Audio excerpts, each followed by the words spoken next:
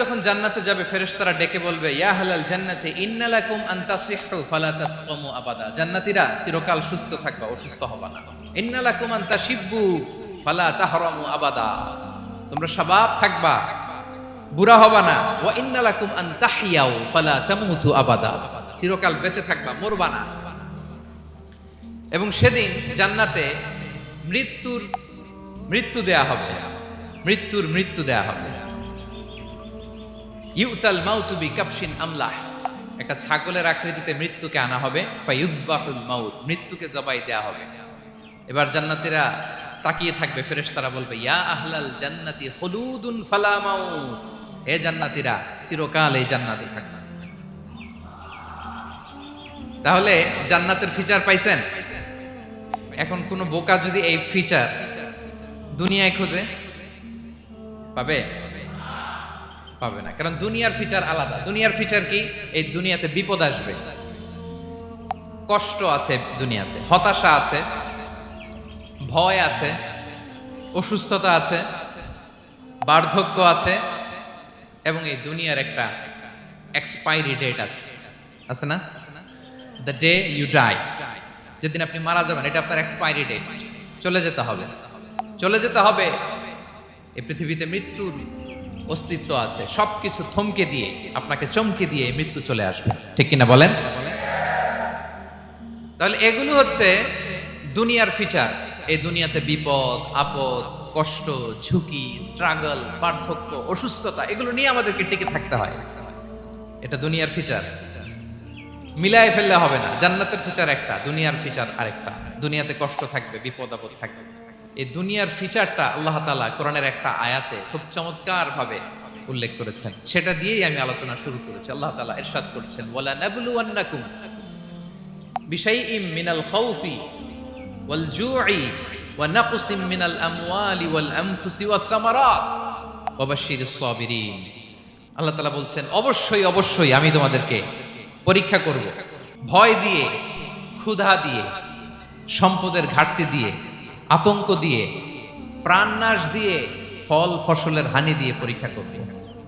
কিন্তু এই পরীক্ষায় যারা উত্তীর্ণ হবে, যারা সবর ইখতিয়ার করবে, ওয়াবাশশিরিস সাবিরিন, ধৈর্যশীলদের জন্যই হচ্ছে সুসংবাদ। আলহামদুলিল্লাহ পড়েন।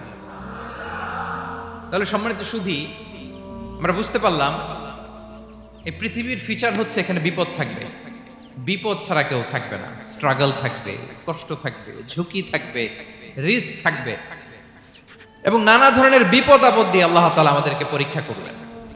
এটা মাস্ট, এটা আমাদের মাইন্ডসেটে নিয়ে নিতে হবে। মাইন্ডসেটে এটা ক্লিয়ার থাকতে হবে। চিরসুখ চিরশান্তি এই দুনিয়াতে মিলবে। কোথায় মিলবে তাহলে? এটা তাহলে বিপদ আসবেই, আপদ আসবেই, পরীক্ষা থাকবেই আমাদের জীবনে। তবে ইন্টারেস্টিংলি মজার বিষয় হচ্ছে পরীক্ষাটা এক একজনের এক এক রকম। পুরো পৃথিবীটা একটা পরীক্ষা ক্ষেত্র, কিন্তু কারো প্রশ্নপত্রের সাথে কারো প্রশ্নপত্রের কোনো মিল নাই। সুবহানাল্লাহ। আমার পরীক্ষা একরকম, আপনার পরীক্ষা আরেক রকম, ওই ভাইয়ের পরীক্ষা আরেক রকম, ওনারটা আরেক রকম। সবাই পরীক্ষার্থী, কিন্তু কারো প্রশ্নপত্রের সাথে কারো প্রশ্নপত্রের কোনো মিল নাই। কারোর জন্য পরীক্ষা হচ্ছে সে খুব অসুস্থ, প্রচন্ড অসুস্থতা, তার জন্য পরীক্ষা। ক্যান্সারের রোগী, দুরারোগ্য ব্যাধি, ডক্টর বলছে 4th স্টেজে চলে আসছে, কয়েক মাস বাঁচতে পারে, এটা তার জন্য পরীক্ষা।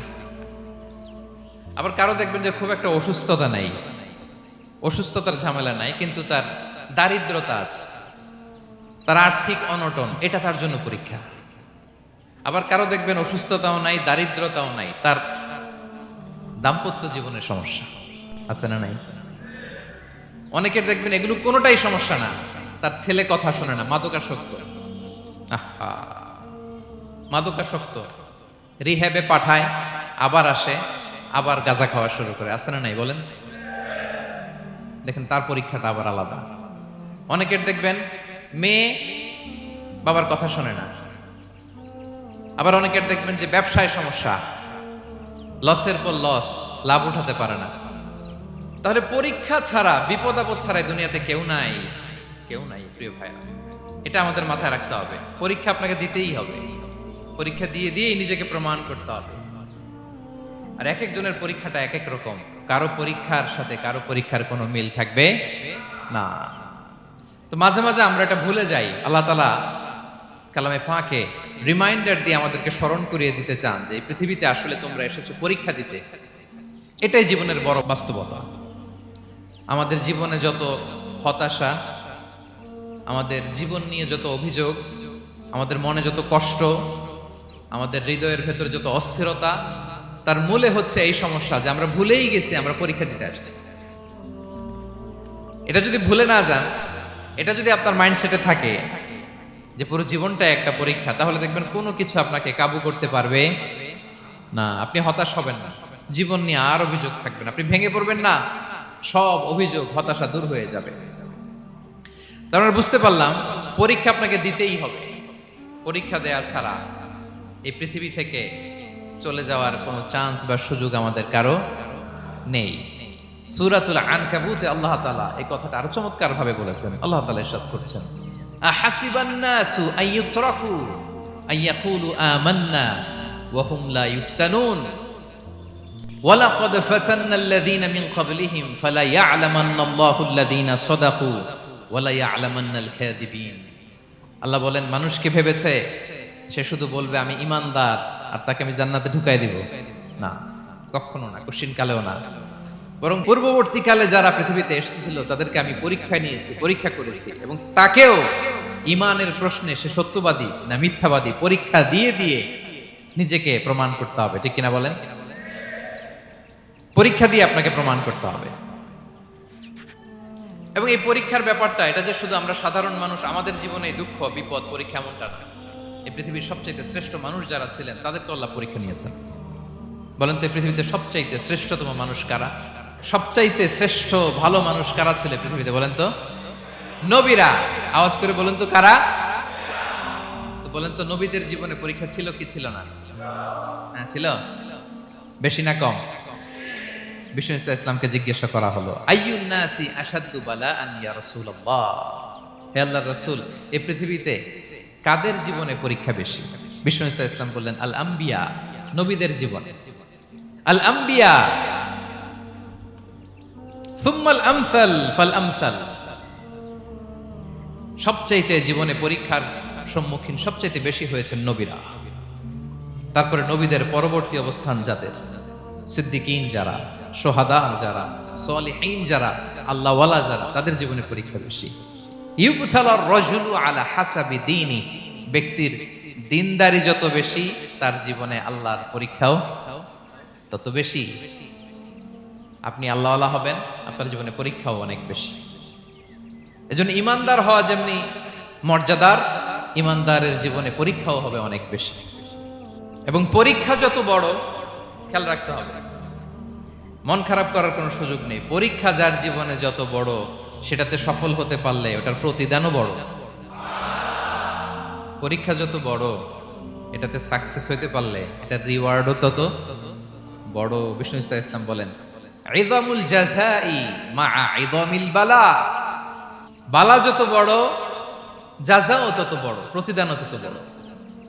আপনারা নবীদের জীবনে যদি খেয়াল করেন, দেখবেন যেই নবীর জীবনে পরীক্ষা যত বেশি, সেই নবীর জীবনে সফলতাও তত বেশি। সাইয়েদনা ইব্রাহিম আলাইহিস সালামের কথাটা একটু খেয়াল করেন তো, বলেন তো ওনার জীবনে পরীক্ষা কেমন ছিল, বেশি না কম? ওনার জীবনের পরীক্ষা থেকেই তো আমরা এই শব্দটা ব্যবহার করি। আমরা বলি অগ্নি পরীক্ষা। কি বলি? মানে আগুনে নিক্ষেপ করা হয়েছে সাইয়েদনা ইব্রাহিম আলাইহিস সালামকে, তাও স্বাভাবিকভাবে না, উলঙ্গ করে, ন্যাকেট করে ওনাকে অপমানিত করবার জন্য ওনার গায়ের জামা কাপড় খুলে উলঙ্গ অবস্থায় আল্লাহর খলিল সাইয়েদনা ইব্রাহিম আলাইহিস সালামকে অগ্নিকুণ্ডে নিক্ষেপ করা হয়েছিল। এরকম এক্সপেরিয়েন্স এই অডিটোরিয়ামের ভেতরে আমাদের কখনো হয়েছে? তাইলে সাধারণ মানুষের জীবনের পরীক্ষা আর নবীদের জীবনের পরীক্ষার মধ্যে পার্থক্য আছে না নাই? ওই পরীক্ষায় উনি পাশ করে ফেললেন। ৮৬ বছর পর্যন্ত আল্লাহর কাছে দোয়া করলেন, আল্লাহ আমাকে একটা নেককার সন্তান দাও। আল্লাহ সন্তান দেয় না। ৮৬ বছর পরে আল্লাহ তাআলা সাইয়েদনা ইব্রাহিম আলাইহিস সালাম এবং হাজারের ঘরকে উজালা করে সন্তান দিলেন। সাইয়েদনা ইসমাঈল আলাইহিস সালাম পৃথিবীতে আসলেন কত বছর বয়সে? 86 বছর বয়সের এখানে কেউ আছেন? হ্যাঁ, আছি আমরা কেউ? নাই। 86 বছর বয়সে প্রথম সন্তান পেয়েছে। তাদের ঘরকে উজালা করে আল্লাহর নবী সাইয়েদনা ইসমাঈল আলাইহিস সালাম আসলেন। এবার আল্লাহ বললেন, যাও স্ত্রীকে আর এই কলিজার টুকরা সন্তানকে, থাকো তো প্যালেস্টাইনে, প্যালেস্টাইন থেকে ১,৫০০ কিলোমিটার দূর দ্য ব্যারেন ল্যান্ড, ওই মক্কার ধুধুমরু প্রান্তরে রেখে আসো, যেখানে কেউ নাই, মানুষ নাই, গাছ নাই, পাখি নাই, পানি নাই, যাও রেখে আসো। আচ্ছা বলেন তো, ৮৬ বছর পরে যে লোকটা সন্তান পেল, বুঝে শুনে উত্তর দিয়েন, ৮৬ বছর পরে যে লোকটাকে আল্লাহ তাআলা সন্তান দিল, তার হৃদয়ে ওই সন্তানের জন্য মায়া বেশি না কম? এমনি তো আমাদের প্রথম সন্তান, আমাদের প্রথম সন্তানের হিস্ট্রিটা একটু খেয়াল করেন তো। প্রথম আমাদের যে মেয়ে হয়েছিল বা যাদের ছেলে হয়েছিল, তার প্রতি আদর, সোহাগ, দরদ, ভালোবাসা, আহ্লাদ কত ছিল। আর ৮৬ বছর বয়স আল্লাহ তাআলা ওনাকে সন্তান দিলেন, দিয়ে বললেন, যাও হাজারকে আর ইসমাঈলকে মক্কার ধুধুমরু প্রান্তরে রেখে আস। আল্লাহ তাআলা বলতে দেরি, চলে যেতে দেরি নাই, মুহূর্তে উনি রওনা হয়ে গেলেন। সুবহানাল্লাহ পড়বেন না? রেখে আসলেন মক্কার ধুধুমরু প্রান্তরে। এবার আল্লাহ বললেন, যাও রিটার্ন ব্যাক টু প্যালেস্টাইন, প্যালেস্টাইনে চলে যাও। চলে গেলেন, হৃদয়টা ভেঙে খান খান। অনেক বছর পরে আল্লাহ তাআলা আবার অনুমতি দিলেন, যাও এবার ছেলেকে দেখে আসতে পারো, যাও প্যালেস্টাইন থেকে আবার মক্কায় যাও। সাইয়েদনা ইব্রাহিম আলাইহিস সালাম প্যালেস্টাইন থেকে আবার ১,৫০০ কিলোমিটার পথ পাড়ি দিয়ে, এখনকার মতো ফ্লাইটে যায় না, গাড়িতেও না, উটে করে। কিসে করে? উনি যে কতবার মক্কা থেকে ফিলিস্তিন এসেছেন আর গিয়েছেন, কোনো ইয়ত্তা নাই, হিসাব নাই। গেলেন, এবার ছেলেটা হাঁটতে পারে, দৌড়াতে পারে, একটু একটু কথা বলতে পারে, আব্বু আব্বু ডাকতে পারে। কেমন মায়া লাগে বলেন তো? মায়া ভালোবাসায় যখন টইটম্বুর, ঠিক ওই মুহূর্তে আল্লাহ বললেন, ছেলেকে জবাই করো, জবাই করো ছেলেকে। আল্লাহ তাআলা বলতে দেরি করেছেন, আল্লাহর আদেশ পালনে ১ সেকেন্ডও তিনি দেরি করেন নাই। ছুরি চালালেন, জান্নাত থেকে দুম্বা নিয়ে আসা হল। এভাবে আল্লাহর নবী ইব্রাহিম আলাইহিস সালাম ওনার জীবনের প্রতিটি ক্ষেত্রে যেখানে আল্লাহ তাআলা ওনাকে পরীক্ষা নিয়েছেন, উত্তীর্ণ হয়েছেন। এবং দেখেন ওনাকে আল্লাহ তাআলা কি উপহার দিলেন, আল্লাহ তাআলা ওনাকে খলিলুল্লাহ উপাধি দিলেন, আল্লাহর বন্ধু। সুবহানাল্লাহ বলেন। আল্লাহ তাআলা বলছেন, ওয়া ইযিবতালা ইব্রাহিম রাব্বুহু বিকালিমাতিন ফাআতাম্মাহুন ক্বালা ইন্নী জাঈলুকা লিন-নাসি ইমামা। আল্লাহ অনেকগুলো পরীক্ষা নিয়েছিলেন সাইয়েদনা ইব্রাহিম আলাইহিস সালাম, প্রতিটা পরীক্ষায় সাকসেসফুলি পাস করেছেন, গোল্ডেন এ প্লাস। আল্লাহ বলেন, ইন্নী জাঈলুকা লিন-নাসি ইমামা, I'm gonna make you the leader for the entire human being. I'm gonna appoint you as a leader for the entire universe. গোটা বিশ্বের জন্য, গোটা মানবতার জন্য আমি তোমাকে লিডার বানায় দিলাম। ইযমুল জাযাই মা'a ইযমিল বালা। পরীক্ষা যত বড়, ওই পরীক্ষায় পাশ করলে ওইটার ফলাফল ও প্রতিদানও বড়। তাহলে দেখেন প্রিয় ভাইরা, সাইয়েদনা ইব্রাহিম আলাইহিস সালামের জীবনে পরীক্ষার কোনো শেষ ছিল না। আমি আপনি কোথায়? আল্লাহর খলিলের জীবনে যদি এত পরীক্ষা থাকতে পারে, আমি আপনি কোথায় বলেন তো? এবার বলেন, সাইয়েদনা মূসা আলাইহিস সালাম, ওনার জীবনে তো কোনো পরীক্ষা টরীক্ষার ছিল না। হ্যাঁ, গুণে শেষ করতে পারবেন? জন্মটাই তো হয়েছে পরীক্ষার মধ্য দিয়ে।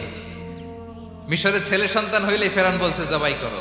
ওনার মা এরকম সিন্ধুকে করে ভাসায় দিলেন নীল নদীতে। আল্লাহু আকবার! কি একটা রোমাঞ্চকর পরিস্থিতির মধ্য দিয়ে আল্লাহ তাআলা ওনাকে বাঁচালেন। সুবহানাল্লাহ। জন্মই হয়েছে পরীক্ষার মধ্যে দিয়ে। বড় হইলেন, ফেরাউনের ভয়ে দেশ ত্যাগ করলেন, মিশর থেকে মাদিয়ান।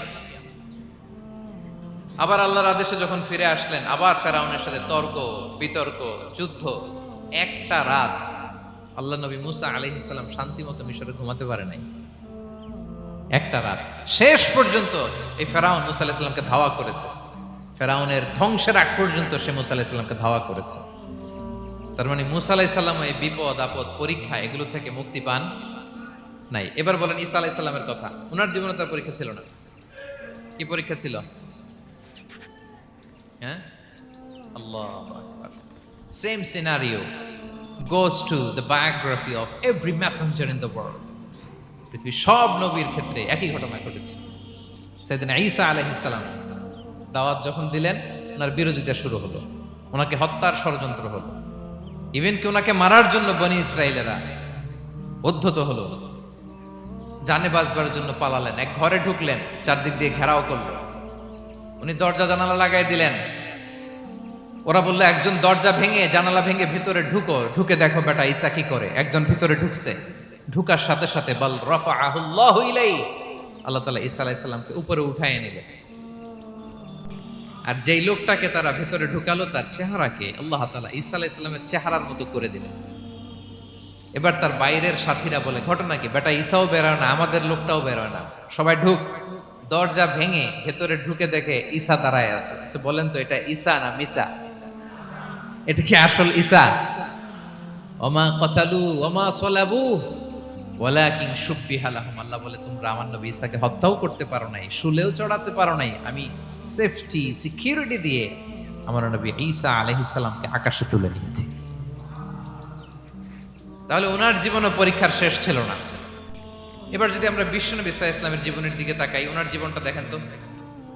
আমাদের পেয়ারা নবী বিশ্বনবী মুহাম্মদুর রাসূলুল্লাহ সাল্লাল্লাহু আলাইহি ওয়াসাল্লাম, ওনার জীবনে কি স্ট্রাগল ছিল? স্ট্রাগল। মাক্কি জীবনের কথা যদি একটু খেয়াল করেন দেখেন তো, 3 বছর শিয়াবে আবি তালেবে জেল খেটেছেন, না খেয়েছিলেন। ওনার বংশের লোকেরা প্রথমে ছাগল খেয়েছে, ছাগলগুলো যখন শেষ, ছাগলের চামড়াগুলো শুকিয়ে ওইটা খাইছে। গাছের পাতা ছাল এগুলো খেয়ে খাবারের অভাবে বেহুশ হয়ে পড়ে থাকতো তারা, না খেয়ে। না খেয়ে কয়দিন ছিলেন আপনি? আমি কয়দিন ছিলাম না খেয়ে? মনেই তো পড়ে না, না খেয়েছিলাম কিনা কোনোদিন। এ হচ্ছে মাক্কি জীবন। মেন্টালি প্রেসার দেয়া হয়েছে। বিশ্বনবীর চাচা আবু লাহাব তার 2 ছেলে উতবা আর উতাইবা, এদের সাথে বিয়ে দিয়েছিলেন 2 মেয়ের। যখন দাওয়াত দেওয়া শুরু করলেন 2 মেয়েকে ডিভোর্স দিয়ে দিল। দেখেন একটা বাবার জন্য প্রাপ্তবয়স্কা মেয়েকে যখন উঠায় নেয়ার আগে ডিভোর্স দেয়, তার মানসিক অবস্থাটা কেমন থাকে বলেন? মেন্টালি প্রেসারাইজ করা হয়েছে, ফিজিক্যালি হ্যারাস করা হয়েছে। বিষ্ণু ইসলাম যখন নামাজে দাঁড়াতেন, উটের পচা নারী ভুড়ি বিষ্ণুনবীর কাঁধে চাপিয়ে দেওয়া হতো। আপনার জীবনে এরকম ঘটছে কখনো? আপনি নামাজ পড়তেছেন, উটের পচা নারী ভুড়ি আপনার কাঁধে চাপিয়ে দেওয়া হয়েছে। কয়দিন হয়েছে এরকম? কয়দিন হয়েছে? হ্যাঁ, তারপরে তো আলহামদুলিল্লাহ বেরোয় না মুখ দিয়ে। কেমন আছেন হুজুর কোয়েন না, বেশি একটা সুবিধার না, তাই না? বেশি একটা একটু মিলাবেন। কতটুকু পরীক্ষা আমরা দিয়েছি। তায়েফে গেলেন বিশ্বনবী, তায়েফে গেছিলেন জমির বায়না দিতে, তাই না? জমি কিনবে তায়েফে। তায়েফবাসীদেরকে জাহান্নামের আগুন থেকে বাঁচাতে গিয়েছিলেন, নিজের জন্য না। সেখানে তায়েফের ছেলেরা পাথর মেরেছে বিষ্ণু ইসলামের গায়ে। এত শুভ্র দেহ ছিল, চেহারা ছিল, বিষ্ণুবীর গা দিয়ে ঝরঝর করে রক্ত ঝরেছে। ফিজিক্যাল হ্যারাসমেন্টের শিকার হয়েছেন বিষ্ণু ইসলাম। যখন যেদিন বিষ্ণু ইসলামকে হত্যার ষড়যন্ত্র করা হলো, আল্লাহ তাআলার আদেশে তিনি মক্কা থেকে মদিনায় হিজরত করলেন। মদিনাতে যে একটা রাত, 7ম হিজরির আগ পর্যন্ত শান্তিতে ঘুমাতে পারেন নাই। 3 দিকে 3 ইহুদি বসতি, বনু কাইনুকা, বনু নদীর, বনু কুরাইজা। খাওয়ার মধ্যে বিষ মিশিয়ে দেয়া হয়েছিল বিষ্ণু ইসলামের। বাজুর, খাসির বাজুর রান পছন্দ করতেন। এক ইহুদি মহিলা বিষ্ণু ইসলামের ওই রানের মধ্যে বিষ মিশিয়ে দিয়েছিল। ওই বিষের যন্ত্রণায় মৃত্যুর আগ পর্যন্ত বিষ্ণুনবী কাতরাতেন, এবং উনি ইন্তেকালের সময় ওই বিষের ব্যথা যন্ত্রণাতে ইন্তেকাল করেছেন। বিষ্ণুনবীর ইন্তেকালটা শাহাদাতের ইন্তেকাল ছিল। বিষ্ণু ইসলাম বলেছেন, ওই যে খায়বার এলাকার ওই মহিলা যে আমার খাবারে বিষ মিশিয়েছিল, সেই বিষের যন্ত্রণা, বেদনা, কষ্ট আমি অনুভব করছি। খেয়ে না খেয়ে দিন প্রচারের কাজে নিজেকে দিয়েছ বিলিয়ে, তায়েফের কাফিরেরা চিনল না সে আলো, দুষ্ট ছেলেদের পিছু দিল লেলিয়ে, পাথরের আঘাতে ক্ষত বিক্ষত হয়ে সারা শরীর থেকে রক্ত ঝরে। হে রাসূল তোমাকে ভুলি আমি কেমন করে, হে রাসূল তোমাকে ভুলি আমি কেমন করে। হাজার ব্যথা বেদনার পরে ফিরে আসনি তুমি আপন ঘরে, দিনের আলো তুমি ছড়িয়ে দিতে চলে গেলে মদিনায় মক্কা ছেড়ে। হে রাসূল তোমাকে ভুলি আমি কেমন করে, হে রাসূল তোমাকে ভুলি আমি কেমন করে। ঠিক কিনা বলেন? একটা রাত শান্তিতে শান্তির ঘুম তিনি দিতে পারেন নাই। প্রিয় ভাইরা, তাহলে আমরা কি বুঝলাম? বিশ্বনবীর জীবনও পরীক্ষা ছিল কি ছিল না? আমাদের উপায় আছে? আমরা বাঁচতে পারবো এই বিপদ আপদ পরীক্ষা ঝঞ্ঝাল থেকে? বাঁচতে চাইলেও বাঁচতে পারবো?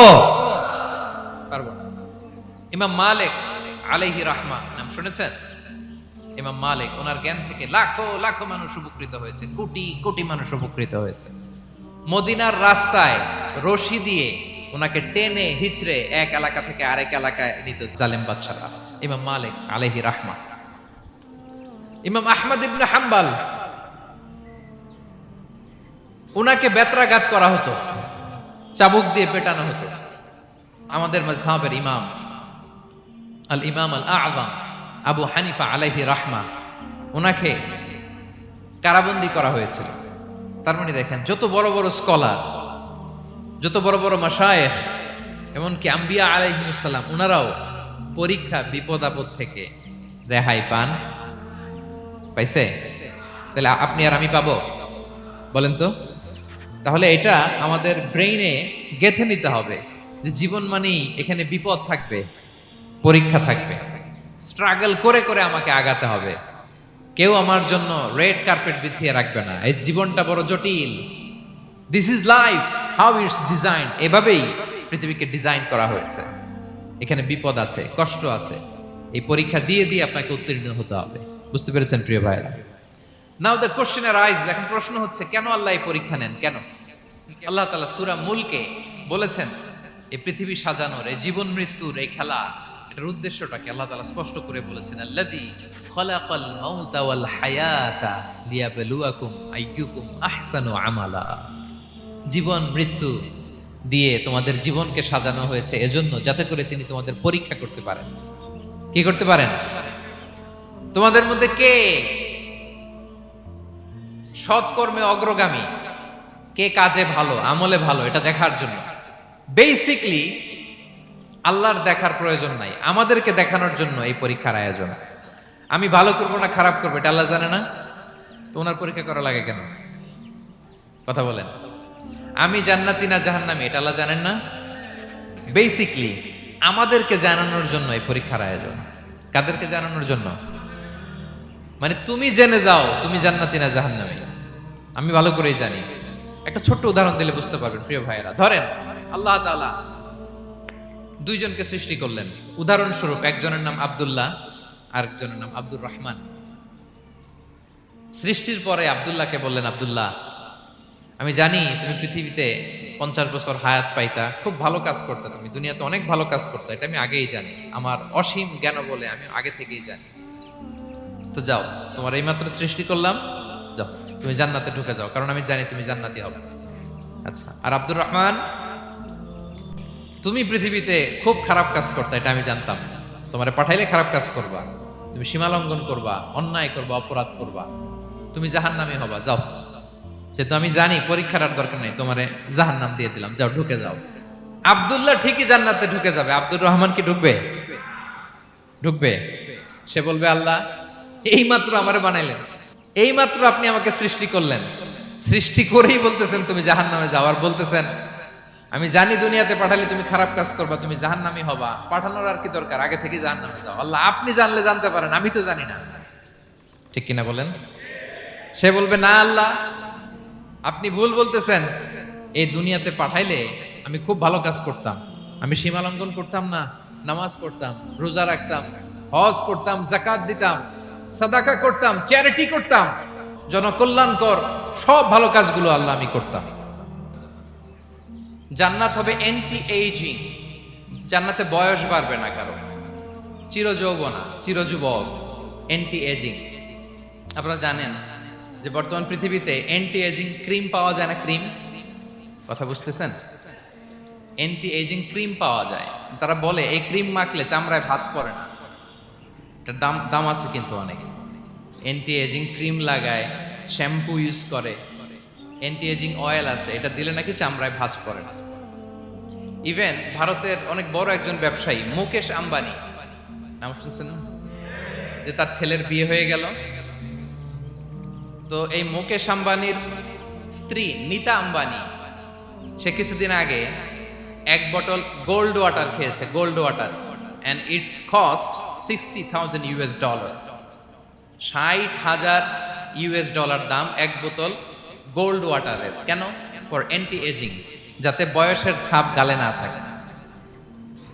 এখন বলেন, এভাবে কি আমাদের বয়সকে ধরে রাখা সম্ভব এই পৃথিবীতে? সম্ভব না, কারণ এই ফিচারটা দুনিয়ার ফিচার না, এটা জান্নাতের ফিচার। সুবহানাল্লাহ পড়েন। তাহলে জান্নাতে কেউ অসুস্থ হবে না, জান্নাত হবে চির যৌবন, চির যৌবনা। ওখানে আমরা যুবক থাকবো, প্রত্যেকে 33 বছরের যুবক যুবতী হয়ে জান্নাতে ঢুকবো।